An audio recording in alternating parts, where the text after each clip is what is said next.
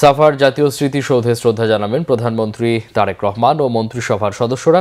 দর্শক, এই মুহূর্তে জাতীয় স্মৃতিসৌধে আছেন চিফ রিপোর্টার জাহাঙ্গীর আকন্দ। সরাসরি যুক্ত হচ্ছি তার সাথে। জাহাঙ্গীর, প্রধানমন্ত্রী কখন শ্রদ্ধা জানাবেন, তিনি কি পৌঁছেছেন?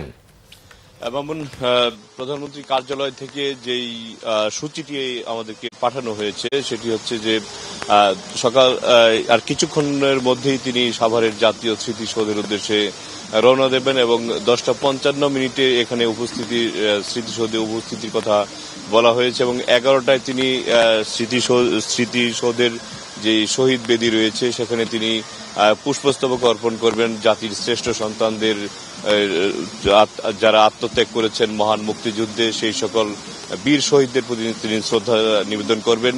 তো ইতিমধ্যে আমরা দেখেছি যে মন্ত্রী পরিষদের সদস্যরা তারা কিন্তু আসতে শুরু করেছেন।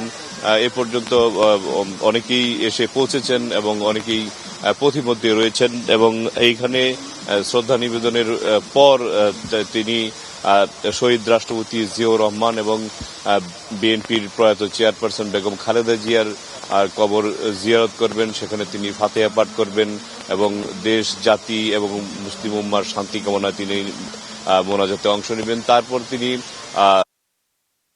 সেখানে প্রথম মন্ত্রী পরিষদের যে বৈঠক, ক্যাবিনেট মিটিং, সেখানে তিনি অংশ নেবেন এবং তার এই ছিল আজকে তার দিনের কার্যসূচি। তো তিনি আর সকল আনুষ্ঠানিকতা সম্পন্ন করা হয়েছে। শ্রদ্ধা নিবেদনের কড়া নিরাপত্তা ব্যবস্থা জোরদার করা হয়েছে। এখানে এখন আপাতত সর্বসাধারণের প্রবেশ বন্ধ রয়েছে এবং প্রধানমন্ত্রী আসার পর তার মন্ত্রীদের নিয়ে তিনি মন্ত্রী এবং প্রতিমন্ত্রীদের নিয়ে তিনি সেখানে জাতীয় স্মৃতিসৌধে শ্রদ্ধা নিবেদন করবেন মহান মুক্তিযুদ্ধে বীর শহীদদের প্রতি। তো এই ছিল জাতীয় স্মৃতিসৌধ থেকে সবশেষ খবর। মামুন। জাহাঙ্গীর, আপনাকে অসংখ্য ধন্যবাদ।